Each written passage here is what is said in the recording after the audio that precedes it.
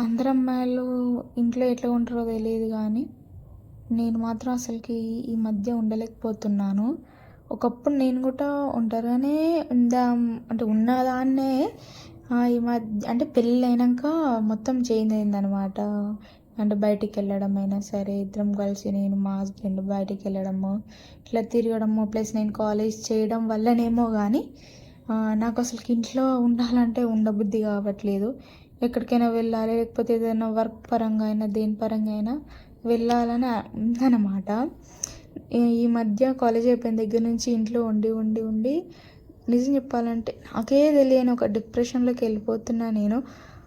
అసలు అయితలేదు నా వల్ల. అందుకనే మా హస్బెండ్‌ని బయటికి తీసుకెళ్ళు అని అంటే, తను ఆల్రెడీ అంటున్నాడు వెళ్దామని. కానీ తను పొద్దునదాకా పోయేసి వచ్చి మళ్ళీ నన్ను బయటికి తీసుకెళ్ళమంటే పాపం తనకు ఓపిక ఉంటదో ఉండదో అని నేను అడగలేకపోతున్నా.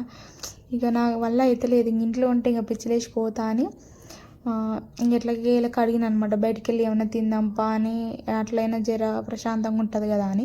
మోస్ట్లీ నేను ఎక్కువ బయట ప్రిఫర్ చేయను. అంటే ఏదైనా ఇంటికి తెచ్చుకొని తినాలి. అట్లా బయటికి వెళ్ళేసి వచ్చినామన్నమాట. అట్లనే ఒక నైట్ అవుట్ లెక్క కూడా తిరిగేసి వచ్చినాము.